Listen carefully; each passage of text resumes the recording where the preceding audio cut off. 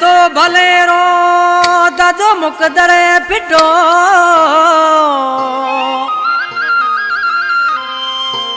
समझो कोनी मोहब्बत मांजी तदा जोड़ जाली टुटो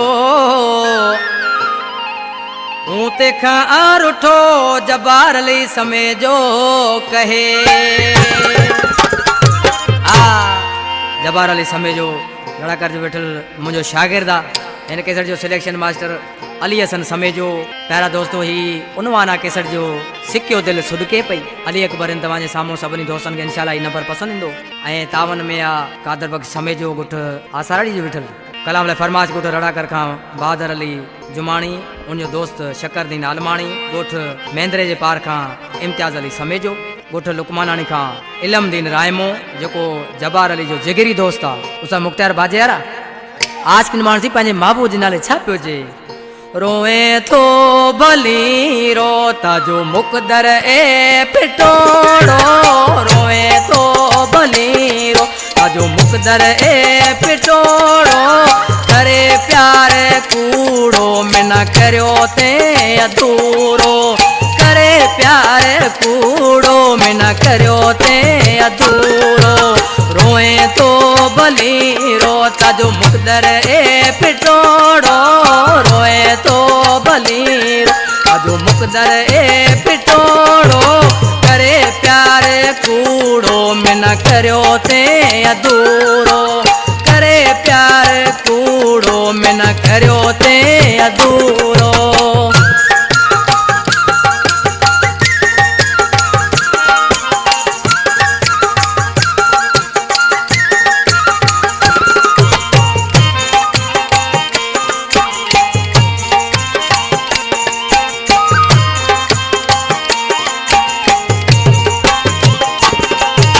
कदे मुलाकात मांजी तिना याद आसे अखियां में ओईरा करे पानी डुबासे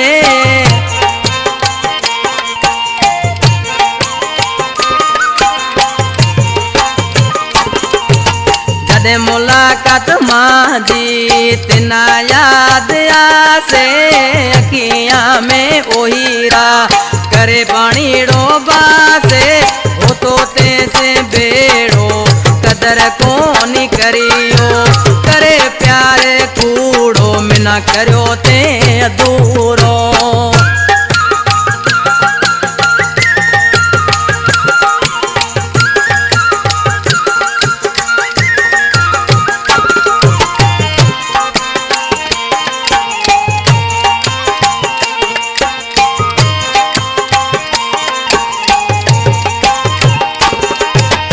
दे हथ कहाँ तो मिना छद विसारे पोटूड़ा दिनोड़ा मजे निशाने छद साड़े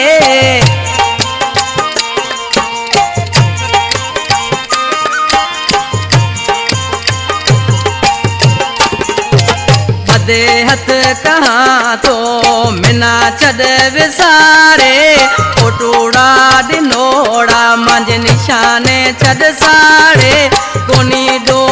के रोता जो करम ए कुठोड़ो कोनी दो के रोता जो करम ए कुठोड़ो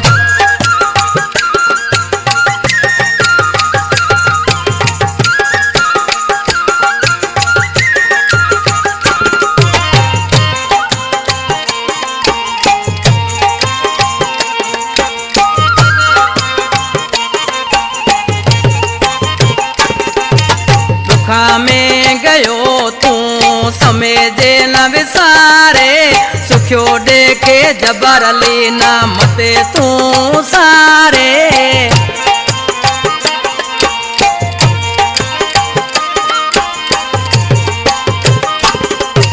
दुखा में गयो तू समय जे न विसारे सुखियो देखे जबर अली ना मते तू सारे भले पे खबर था कि ए विछोड़ो भले पे खबर था कि ए विछोड़ो रोई तो भले रोता जो मुकदर ए पिटोड़ो रोए तो भली मुकदर ए पिटोड़ो